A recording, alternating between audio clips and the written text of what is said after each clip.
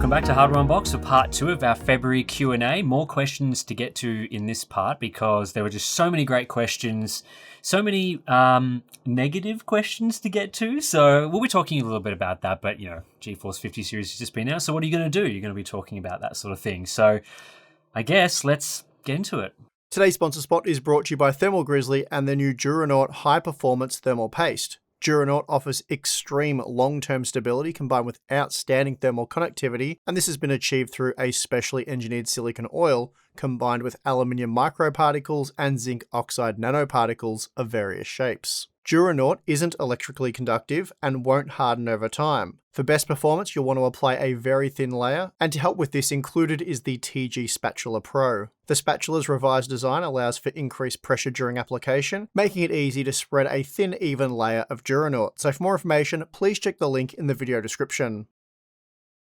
Alright, next question. What does AMD need to do for the 9070 XT to impress you? So first of all, I guess you're asking what it needs to do to impress me, but realistically, it doesn't need to impress me. It needs to impress gamers. I guess if I'm impressed, then gamers will possibly be impressed. But having said that, we've claimed that AMD need to be at least 20% cheaper. Radeon GPUs need to be at least 20% cheaper than GeForce GPUs. They have achieved that in the past, and gamers haven't really responded to it. So while we thought that was fairly impressive, it's looking like they probably have to shoot more for 30% cheaper than GeForce GPUs if they want to try and look, you can say that's unfair or this or that and sort of stamp your feet, but it's like, I'm not saying it. Gamers at large are saying it. So it's not it's not the opinion of an AMD fan or whatever. It's just reality. They've offered 20% better value and they haven't sold. So yeah. And if we look at like this, I've got a few notes here. The 7900 XTX, that was 20% better value than the RTX 4080 based on our day one review data. It's 22% better value based on the updated 5080 review data. So it's in that 20% range. And again, it didn't sell that well. And it's not a super favorable comparison anyway, because I don't think the RTX 4080 sold that well. So, yeah, but it was similar with like a 7800 XT versus 5070. I think the 7800 XT, because the 5070 was $100 more expensive, it turned out that the value was about 20% better. And again, same sort of scenario. Yeah, so they've maintained, or at least for the current or outgoing generation, for the most of the parts, around a 20% discount. And we thought that's probably what they would need to do in order to sell well. Having said that, we are being a bit generous here because that wasn't always the case for products at launch. So the pricing for quite a few of the products was screwed up, like 7700 XT should have started at $400. Yep. The RX 7600 should have started at $250. The 7700 XT probably should have started at more like $700, $750. So quite a few key products within that lineup didn't start where they should have. Yeah. I think when you were going through all those numbers just then, a lot of it was focused on just the rasterization performance of the card and the value that it needs to be relative to that. Whereas I think part of the issue that AMD's had is that that's really been the only strength of a Radeon GPU. Like if you look at, and maybe VRAM as well, if you look across most of the other aspects to the card, like ray tracing performance, which does matter in like a XTX type of price tier, upscaling, other feature quality, a lot of those things are not really in AMD's favor. And I would say that if AMD was able to make a card that's identical to a GeForce GPU in everything, so raster performance, ray tracing performance, upscaling quality is the same, other features are the same, everything, right? So parity. Exact parity. Not just parity in raster, but I mean true parity. I reckon for that card to sell in the current market, it would need to be 20% cheaper. And my reasoning for that is it can't be the same price, right? Because of brand power, people would buy an Nvidia GPU. But I think beyond that, if you think of like... Well, you got to convert people. Yeah, you got to convert people. That's what the statistic is telling you. Yes. Statistically, you own a GeForce GPU. For you to own a Radeon GPU, you need to be converted. What's converting you? Exactly. And so if let's say the parity model AMD card was 10% cheaper, I think of like sales for products, for example. It could be any product. The devil you know retail sale. situation. It's like, am I going to wait around to get a product for a 10% discount? Or is like a Black Friday sale for a 10% off on something? Is that really changing my mind all that much? To me, a 10% discount, it's like, okay, it's okay, but and that's on the product you've decided to buy, though. That's right. So it's like that's what I was saying. It's like the devil, you know. You know Nvidia, you know what they offer. Why risk the switch for 10% saving? Exactly. So if I'm thinking about like what looks like a good discount to me on a parity product, sales, that sort of thing, when my head starts to get turned for something, it's a 20% discount. Like if I've waited to buy a vacuum cleaner or something, and the model I'm interested in is now 20% cheaper, or an equivalent model is now 20% cheaper, I'm like, oh, interesting. Maybe now is the time I should be buying that vacuum cleaner. And so when I think about... Run the Dyson ad, please. I've always tried to break new ground in vacuum technology. Dyson Airwrap Styler. Well, I'm thinking about AMD product pricing. Again, for parity, 20%. And then adjust from there based on the actual quality of the product. So, for example, if they manage to get ray tracing performance about the same as Nvidia, then good. You can probably get it a bit closer to that 20% mark. But if ray tracing is still pretty weak, then yeah, you're probably going to need to take off another 10 to 20% on the price. If FSR4 is significantly worse than DLSS 4, again, you're probably going to need to take off a 10 to 20% of the price. And that's where you start to get to the 30 to 40% price discount that you were talking about. So I think that all of that stuff, like, again, you'd be talking about like an $800 GPU being $500, which sounds like a pretty significant discount. But just think about like a 7900 XT for $500 probably would have flown off the shelves. Yeah, I mean, I can see people arguing with you in the comments, getting upset about, you know, you're being unrealistic. They don't need to be that cheap. But it's like, I don't know what reality you're living, but we've just explained that in almost all instances, they've been offering a 20% discount, have not been selling. Like market share smaller. That's right. And I think if the 7900 XTX was identical to a 4080 in every way, then it probably would have sold a lot better at the $1,000 price point. But people would have looked at the reviews and gone, rasterization performance, like if I'm playing esports games or don't really care about ray tracing, then great buy. And those are probably the people that bought an XTX, right? But then people interested in some of those higher tier features would have been like, I'll just get a 4080. And then, of course, AMD is also fighting against people that don't read reviews. So they have to start with the enthusiast crowd, getting those people really interested so that it flows to the rest of the market. Whereas, again, like most people just immediately buy the GeForce GPU no matter what. And so is a small discount turning people's heads, changing the minds of those sort of more normal, casual PC gamers? No. No. It's proven no. Yeah. So, yeah, I think AMD definitely has a chance to do all this stuff. It's just a matter of doing it and executing it and impressing us with these sorts of things.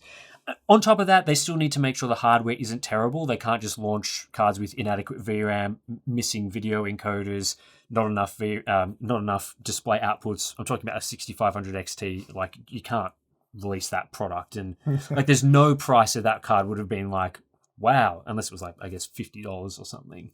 $50 would have been acceptable. But yeah, so as long as the hardware is reasonable, I feel like a lot of what we've been talking about is not crazy stuff. Like, it's not outrageous to suggest that if AMD made a 5070 Ti type of product, that they'd need to have pricing around the sort of $500, $550 range. But we'll see. We'll see what they end up doing. Is the reason why there's no 50 class cards anymore because each generation of cards has been stepped down? 80 class is more like 70, 70, 60, and 60, 50. Yeah, pretty much. I think that's part of it. I think another thing that you've talked about a bit in our podcast, shout out to the Hardware Unboxed podcast, is Nvidia just not caring about low-end gamers anymore. The whole strategy seems to be to drag people up to higher and higher price points by kind of making it so that cards even in the 60 tier are kind of like the trash tier poo type of stuff that you just wouldn't consider. And so the idea is that you try and convince everyone that the 5090 is really the only GPU that you should be considering. For example, like, why doesn't the 5070 have more than 12 gigabytes of VRAM? It's not because of any reason outside of they don't really consider that to be a very good product. They are limiting the VRAM on purpose so that, yeah, it's limited. It's a limited GPU. So why are you buying it, you peasant? Go buy a 5080 or 5090. Those are the cards that give you the full experience of the GeForce range. And if that's happening at a 5070 level, why bother with the 5050? Like, you just wouldn't make it. Yeah, if they could be honest, they'd want to call it the 5070 compromised. Yeah. Like, instead of the TI, it'd just be the compromised edition. They want you to know, if you buy this, it is a more affordable product, but it's the compromised one. Mm-hmm. So don't whinge that it's not that fast or you haven't got enough VRAM. You are knowingly buying the compromised version. You should definitely spend more money. And to be clear, like, this isn't our assumption. We're at CES, I talked to some people at Nvidia about, like, why does the 5070 have only 12 gigabytes of VRAM? And they were basically saying, well, yeah, it's a compromised card. Like, we're not expecting this GPU to be able to do everything. So we've made that card for that reason. Like, yeah, you're going to find some example. Like, they even said to us, Steve will find some examples where the 5070 will have VRAM issues. Like, they're not denying it or anything. They used to. They're used to, but they at least in the meetings that we had, they're just confirming that, yeah, if you want the full if you want to be able to turn every feature on, that's not what a 5070 is for. Mm-hmm. That's what a 5090 is for. Yeah. So that, and of course, it used to be the case where 70 class cards actually could give you a reasonable experience, and it was more for high resolution gaming or super high frame rate gaming that you'd need those higher tier products. Whereas today, it's a lot more feature locked. Like, there are just some cards where, yeah, you might not be able to do even what we would class reasonable gaming. So why would you make a 5050? Yeah, they're so dominant now that they're one step away from actually making VRAM something they market. Where it's like, I don't think they're one step away. They are doing that with this generation. Essentially, well, we'll see. Well, they're trying. For example, if you're after a 70 class card and you want enough VRAM to the minimum card you need is a 5070 Ti, and that's a $750 card. They're trying to convert people that would have bought the 70 to now buy the 70 Ti. It seems pretty clear from the lineup that that's the goal of this generation. So, yeah, I don't think we'll ever see a 5050. Interesting question, this one. Has Nvidia or AMD ever delivered a significant performance increase without a process node improvement for the GPU core? Is much of the 5090's performance uplift just coming from the die size increase? Well, the second part, basically, yes. Yeah, so I think we alluded to this in part one of the Q&A series, but so Kepler and Maxwell were both TSMC 28. So same manufacturing process between those two series. And quite interestingly, so the 980 Ti was only 7% larger than the 780 Ti. So that's pretty small. Yeah, not that much of a difference. And I believe it was around 30% faster than 980 Ti. So pretty good. Yeah, good I didn't go and deep dive into the performance there, but it looks like it was about a 30% performance uplift. And so you might think, well, that's interesting because I think the 980 Ti was quite well received. Certainly, I think by reviews more so than the 5090. And we're talking about a similar generation on generation performance uplift while remaining on the same process node. So that's a pretty interesting example, right? But the problem, the problems start to arise when you look a bit deeper into it. So the MSRP was lowered by 8%. So it went down from $700 for the 780 Ti to $650 for the 980 Ti. And on top of that, you got twice as much VRAM. So you went up from 3 gigabytes to 6 gigabytes. So that's probably why it was well received at the time. I definitely remember the 980 Ti being popular. Yeah, it also overclocked really well, but that's a separate benefit. Yeah. So for the 5090 to be similar in terms of like what we saw back then, it'd have to cost no more than $1,500. An 8% reduction would actually be like $1,470. Sure, but that would be rounded up to $1,500 as an MSRP, reasonably. That's reasonable. Yeah. So it'd have to be $1,500, which I think we said if they had have actually lowered the MSRP by $100. I think it was on the podcast we were talking about that. I guess 48 gigabytes of VRAM. Probably a less important thing. 32 gigabytes is sufficient. 32 gigs is a good improvement. And the other thing was that the 980 Ti used roughly the same power as the 780 Ti, at least based on the data that I went back and looked at. So they got a good architectural gain. Yeah, so 7% bigger, but 30% more performance, roughly same power.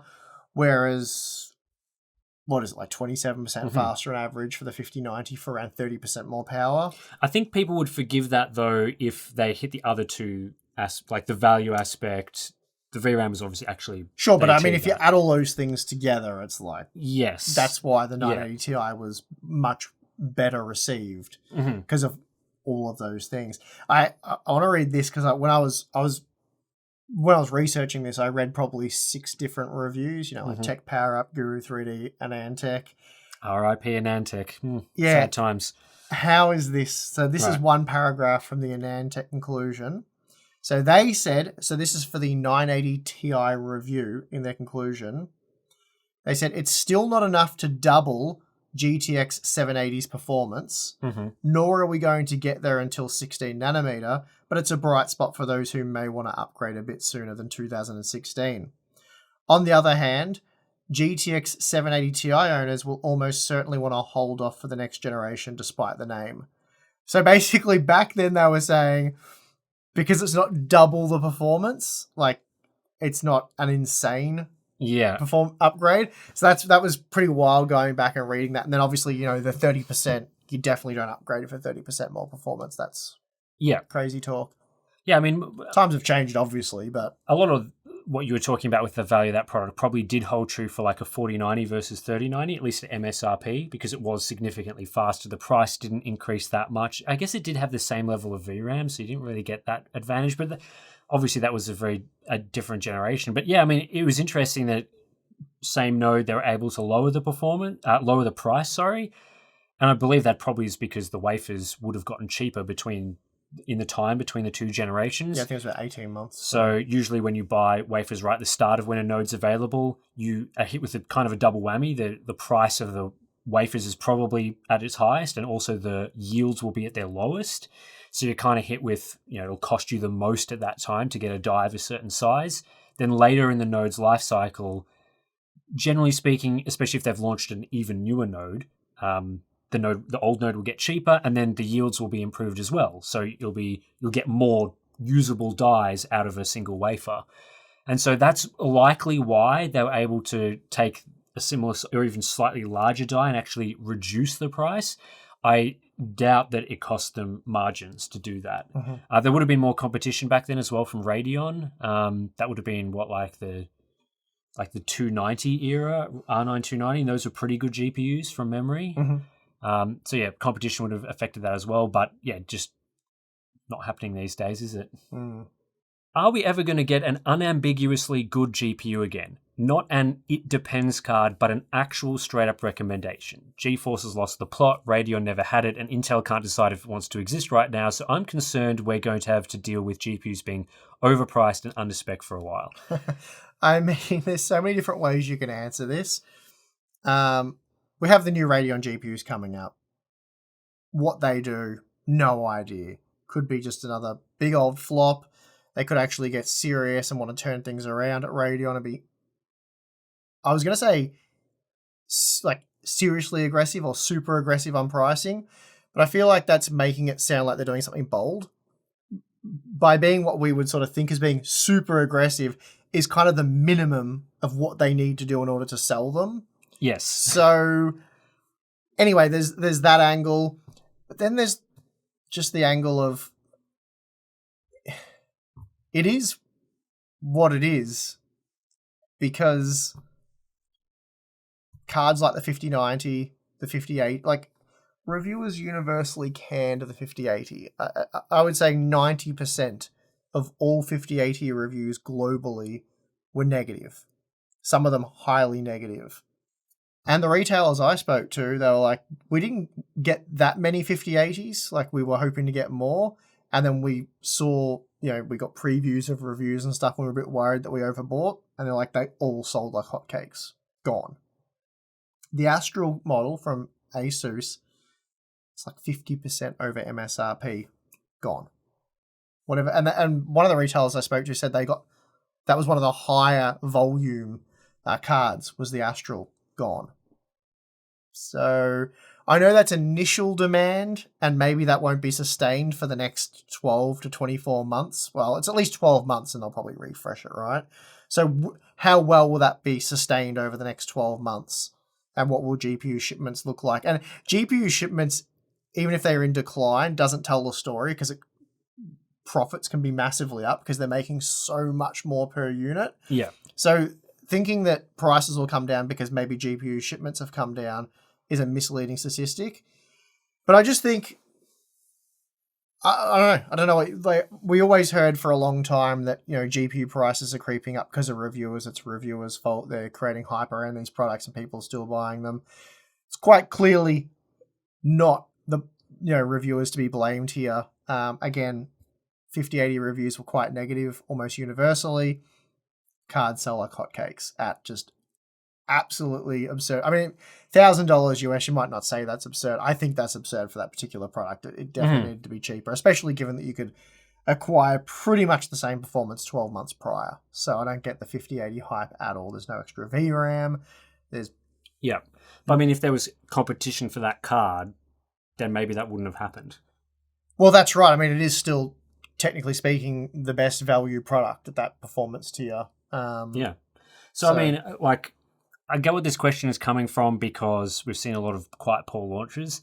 I'm still firmly of the belief that there is no technical reason why graphics cards have to be underwhelming. Like, there's no reason I can see where it's like they can't adjust the price to a position where it would get a good review, where they can't spec it in a way that would get a good review. A lot of cards would be fixed with just more VRAM, for example. Yeah, but that costs you more money. It cuts into margins. But what I'm saying is, right, like, there are limits to how cheap a GPU could be. Like, yeah, sure. Where they're actually making a loss on it, or they're making an unacceptably thin margin or whatever. Like, we're not anywhere close to that. If we were close to that, like, they were selling 5090 size dies for like $500, I'd be like, yeah, look, guys, like, they probably, we've run the numbers, but like, they probably can't physically make that card that much cheaper. Like, that's probably the limits. But there's just no indication that that's true. The issue with why cards are so underwhelming, I strongly believe, is what you're saying about people just buying the cards outright with no concern at all for how bad they are, but also the lack of competition and the lack of moves being made to make cards good. Like, if a couple of small steps would probably make a lot of these GPUs much, much better. Like, if the 5080 was like 10% better value, the review would have been significantly different. Which seems to not matter. Yeah, I know. I was reviewing the Astral 5080. That video should already be out by now. And I was just like, this is so dumb. So it's $1,000 MSRP for the 5080 Astral. Sorry, the 5080 MSRP. Yes, the Astral MSRP is 50% higher. It's $1,500 US. And I was like, ridiculous. I obviously don't recommend you spend $500 US, 50% more on this product. It is absolutely not worth it. Don't buy it. Effectively a dumb product. And I would even go as far as saying, and it's sad that it's not, it should be, right, dead on arrival. Yeah. Historically, if a brand released their OC model, even if it was a limited edition, liquid-cooled, liquid metal, Asus Matrix type card, for 50% over MSRP, like, yeah, that's just not going to sell. And again, it's just, they're gone. All the stock that they had, day one, gone. So there's probably limited in some way by how many they made. Yeah, we'll have to see how it goes over the next few months. But I'm sitting here saying, don't buy this. This is dumb. I can't recommend it. Dead on arrival, essentially. But also, they're all sold out. So I'm an idiot. Yeah, I mean, like, what are you? I guess there's a number of different caveats to that, right? Is like, there's always going to be some percentage of people who are just nonsensical buyers. Like, they make completely illogical decisions. You see that with many different product categories where just things you just would never imagine would sell, they sell. And I guess if supply is really limited, then if that fixed number of really nonsensical buyers are the only ones buying anything and the stock's really limited, then it kind of makes sense why it would sell out. But I feel like it's not just nonsensical buyers, while that is a large portion of it. I think there's a lot of people, there's like FOMO and stuff. Like people are seeing the stock levels of these GPUs. Maybe they went to buy a 5090. They tried to buy one in the first 30 seconds. They're like, there's no stock. Oh my God. Panic stations. What can I get? Like, I've committed to buying a GPU. There's no 5090s. Oh, do I get a 5080? Yeah, I've got $2,000 to spend. There's a ROG Astral. I have to make a decision within the next 20 seconds or they'll sell out because the 5090's already gone. I guess I'll just buy the 5080 Astral. Oh, I've done it. I've bought it. Yeah, which is why we were saying, was when we were speculating, was that the plan? Well, it's potentially part of it, I'm guessing, because as ridiculous as that might sound, that mindset of buying in that way to some people, but people really do buy products like that. People really do see things that are selling out quickly, and while that may be manufactured because there's not enough supply or anything, that does affect your mindset going into buying things. Whereas if there were thousands of 5080s on shelves and you could come an hour later and they're still available, people come in with a clearer mind. They've thought more about their decisions. Whereas with these GPU launches now, it feels like a lot of it is designed to force people into these quick decisions, for better or worse, probably worse. Whereas for me, like a $1,500 5080, that thing better be gold plated, signed by the CEO, like coming with a ticket to Disneyland or something, because there's no way I'm paying a $500 premium for it. Yeah, it's absurd. So yeah, I basically, while things remain the way they are, then no, you not going to see good value GPUs again. And there was hints that it was going to go this way when the first, probably by the second cryptocurrency boom occurred. And then, we got the next one. And then we transitioned into AI. And these companies got sort of a taste for the huge margins. And they're like, well, how can we sustain these? How can we manipulate the market in a way that allows us to sell $1,000, $2,000 graphics cards? And here we are. Yep. I mean, I wouldn't say it's all doom and gloom, because with the 40 series, for example, there were cards that were unattractive enough to prompt a response from Nvidia. So the RTX 4080, for example, did sit on shelves, and the result of that was the 4080 Super came out, which provided much better value. Now, whether or not the 4080 Super was an amazing product, probably not, but if the 4080 was flying off shelves in the way the 5080 has, there is no way they would have made the 4080 Super the configuration and price that they did. Yeah, so essentially the hope is what we're seeing now is a bit of a misread on the situation. You get a month or two down the track and 5080 sales have just slowed to a crawl, and it's the 4080 all over again. Mm-hmm. That's, I guess, the hope on our end. or there's really compelling competition. Yep. It's just one of two options, and that's what we're going to have to hope for, I guess. Yep. How much potential damage is being done with AIB relationships with AMD's cancelled launch of the 9070 XT? Well, cancelled's the right word. Maybe unexpectedly delayed. But anyway, where the AIBs already had cards in stock ready to launch at retailers. Will the AIBs have to retool their offerings to be able to produce the cards that have the same profit margin at the expected lower price points? I mean, first of all, we don't even really know what price points they were legitimately targeting and how that all works, but obviously there's ways around those issues. But is it hurting the relationship with the AIBs? I think they were kind of on thin ice with probably some of their partners to begin with anyway. We sort of heard that MSI dropped off because of these sort of issues. But we think I think we both agree the steps that they've taken so far are the correct steps in ensuring that they don't just do the same old dumb thing they've been doing generation after generation and failing. Hopefully they're waiting for the actual competition to launch, and then they can come in and crush that competition. Yeah. Hopefully they're not going to come in and undercut the competition by $50 or margins they've done before that haven't seen their GPU sell well, which is up to around 20%. Hopefully they just really come in and they just offer something that just makes it, for most people, a situation where they're just not going to buy a GeForce GPU. So what we talked about earlier, converting people to the Radeon brand. So they have to really something so compelling that you just wouldn't even consider buying the GeForce GPU. I think that strategy, if that works, is going to do a world of good for the relationships with brand partners. Because, yeah, brands are probably a little upset that the cards that they were expecting to launch in January, then they have to wait on them to release them to March. Like, that's probably not the best idea in terms of building relationships with your brand partners. But you know what would fix that?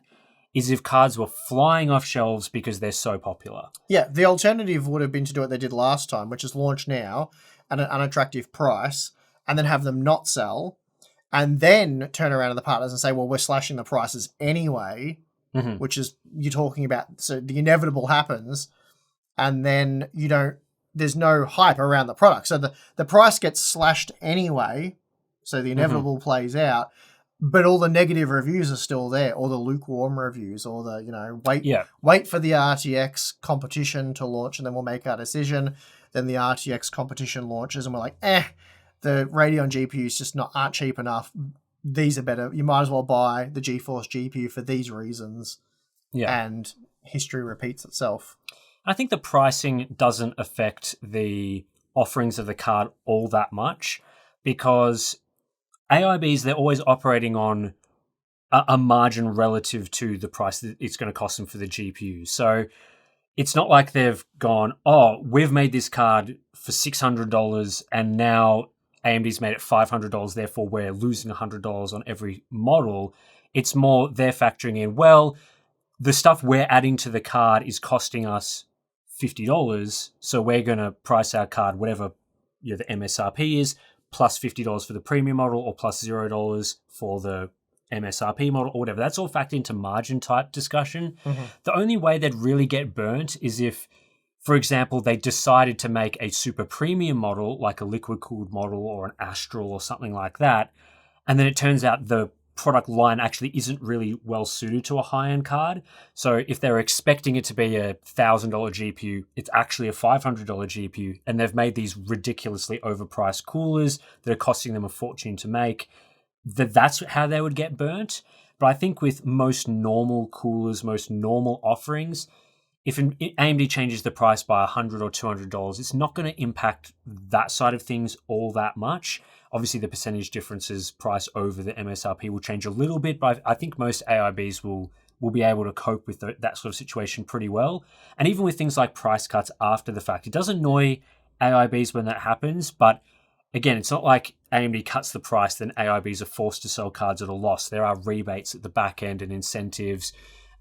We've even heard times when the manufacturer of like Power Color or Sapphire or one of those brands, XFX, actually they still get the MSRP price for the card, but then the discount may go to the retailer instead of the AIB. So the retailer effectively pays the card manufacturer the full price, and then AMD reimburses the retailer effectively to get it down to, say, the $750 price for a 7900 XT. So there's all sorts of different incentive patterns that can happen there, so that the AIBs aren't just completely screwed when there's pricing adjustments. But yeah, I strongly think that if the launch goes well, that this is only going to benefit the partners significantly, and I think they'll be pretty happy if the launch goes well. Let's say we have a GPU with at most B580/7600 XT raster performance, and in other features, it's equivalent to the best of the three options. How much ray tracing performance would it have to have for ray tracing to be a worthwhile feature? So is the question asking at what performance tier is ray tracing a usable feature or like a worthwhile feature? Because, for example, with a Radeon RX 7600 or a GeForce RTX 4060 or a B580, where like ray tracing is completely irrelevant here because it's nowhere near fast enough. I'm guessing so. Like, it's kind of an interestingly phrased question, but like the way, like the amount of ray tracing performance those cards would need to have, like B580 tier, the ray trace we need to significantly outstrip the raster performance. Like, because those GPUs are like on struggle street for raster. Yeah. Is the best way I can put it. So I've got a few notes here from my updated testing from my RTX 5080 review. But even like an RTX 4070, So I think you would probably say that's your entry level for ray tracing. But then if you pick the games the more modern games where you said ray tracing under these certain settings, which is the settings I tested, is transformative, at 1440p using quality DLSS upscaling, you're looking at an average of 40 FPS with an RTX 4070 and Black Myth Wukong. So 1440p upscaling, Black Myth Wukong, 40 FPS with ray tracing. 55 FPS in Cyberpunk using your transformative quality settings at 1440p, again upscaling, and then 39 FPS in Alan Wake 2. So for me personally, that is unsatisfactory performance. Like, we're not even talking about 60 FPS in most instances, well short. Like, yeah, you need to use like DLSS performance, which 1440p maybe is okay with DLSS 4, but that's like, we haven't tested that yet, so not sure. TBD on that. And I guess this is sort of my problem with ray tracing in general, is the performance you're getting. So even if you look at an RTX 4080, which was $1,200, let's call it $1,000 now, because essentially you're paying $1,000 for similar level of performance. Again, 1440p, quality upscaling, Black Myth Wukong, 61 FPS on average, Alan Wake 2, 66 FPS, and then things start getting to a level that I would deem satisfactory. In Cyberpunk, you're looking at like 85 FPS. Yeah, so, I mean, I think there's kind of two answers to this question. For the transformative level of ray tracing, where we're talking about games that have a specific ray tracing setting. And modern games as well. Like, modern, so ignoring sort of Metro Exodus. And yeah, modern games, there's a ray tracing setting that's separate to the raster settings, where you'd want to turn on that setting to get significant quality improvements. Right? Visual Otherwise, quality. it's not worth turning on, right? Yep. Then, yeah, you're probably looking at RTX 4070 Ti to 4080 performance minimum for that sort of experience. Anything, even the 4070 Ti, and certainly below that, you're starting to talk about needing significant levels of upscaling. So whether that's 1440p performance mode, or relying on the crutch of frame generation, for example, which again is probably not going to work well in those examples, but I know some people do use it in that way. So that's the level you're talking about for that.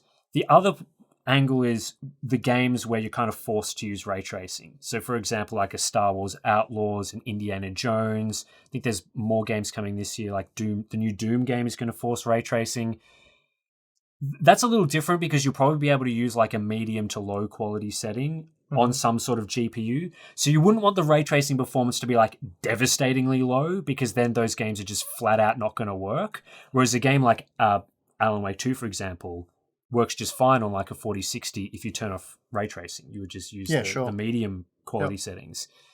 So like, is a B580's ray tracing performance bad for an upcoming ray tracing only game? I mean, it's probably not going to be great for like, those games are not going to run super well, but they're probably going to work at some level of performance, like whether that's low settings with upscaling or medium with upscaling. But yeah, I would say at least that for ray tracing to be like a really key aspect of that card, it would certainly need to be minimum like 4070 levels of performance for those upcoming like if I was going to predict a next gen Doom games ray tracing performance, or next gen Cyberpunk game. Jeez, and you're where you're forced to use ray tracing. 4070 is a bold call for those games. You're really talking 1080p with upscaling, and at that point, it's like yikes.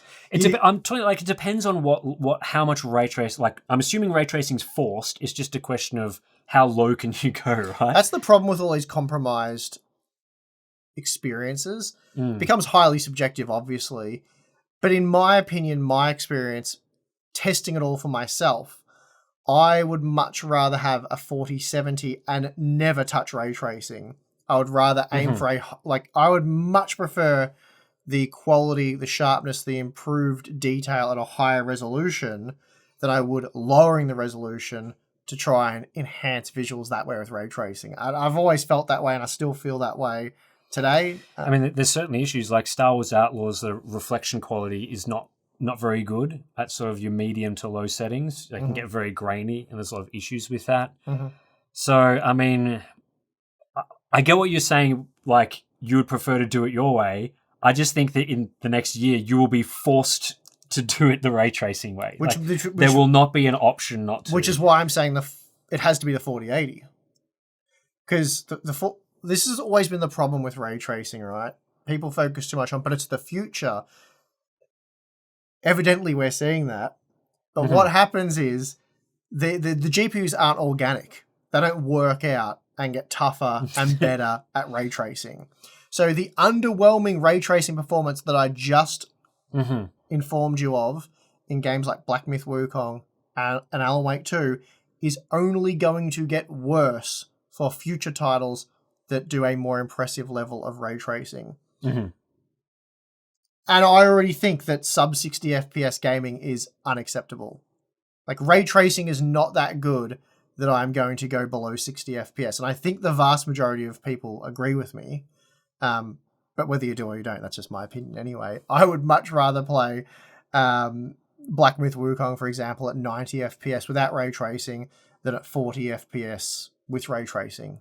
So, well, game developers are going to cut out that first option for you in the next generation. They'll solve that for me, and then Nvidia will be like... I mean, there's some games where the performance on those cards isn't too bad. Like, we're talking, like, Indiana Jones isn't a disastrous experience on a low-tier card. Like, it works. I guess the question is, like, is that a true representation of ray tracing if they're trying to do the bare minimum? Like, I get the games are ray tracing only. Like, they've made that decision. Is a low settings experience in Indiana Jones better than an ultra settings experience using raster in another game? I don't know. Well, there's the visual side of things, and then there's just the acceptable frame rate, which is the thing we always talk about when we test CPUs, right? So it doesn't matter if the game looks phenomenal at 40 FPS. Yeah. If 60 FPS is the absolute minimum. And for me, 40 FPS gaming is so bad. Yeah, but like Indiana Jones on like a 4070 on low settings is going to run well above 40 FPS. And it's a ray tracing only game. Same with like Star Wars Outlaws, right? Yeah, so to answer the question, because we're just talking now, Quake, the upcoming Quake game, 47. Upcoming. I think Quake's done. Well, sorry, I think Quake's done. That's actually more depressing, to be fair. Sorry, the upcoming Doom game, 4070. What are you getting for transformative visuals? I mean, it's ray tracing only, so that becomes tough because you can't, I suppose, do a non-ray tracing option. But like, what preset quality settings on frame rate? And that's that historically that has been a game where you want high frame rates to actually really enjoy it. Yeah, playing it's probably one of the probably needs the highest frame rate of any single playing game. Doom at 60 FPS. Just no, you ain't can't. it. So good luck. Yeah.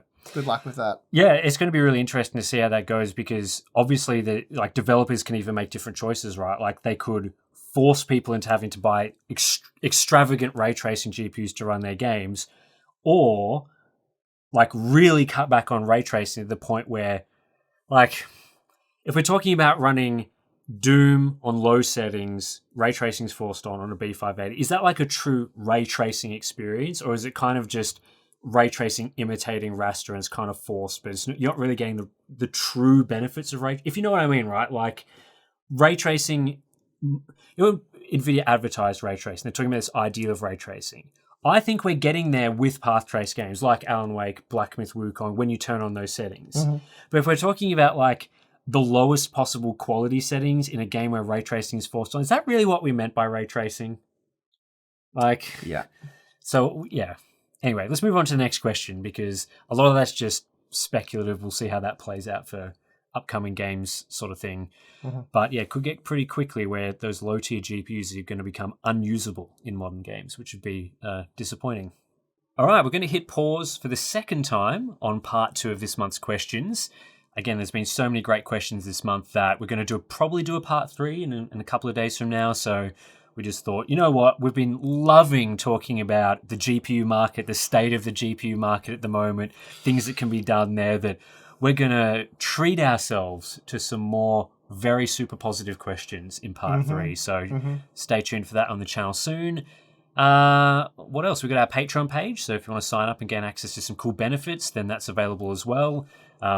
You've got an exclusive sort of channel where you can ask your question. It's kind of like a priority lane, except not like at the airport now where, you know, there's like a priority lane, but most people just go there, so it kind of clogs up the priority lane. Yeah, we don't allow that. This is a true priority lane for your Q&A questions.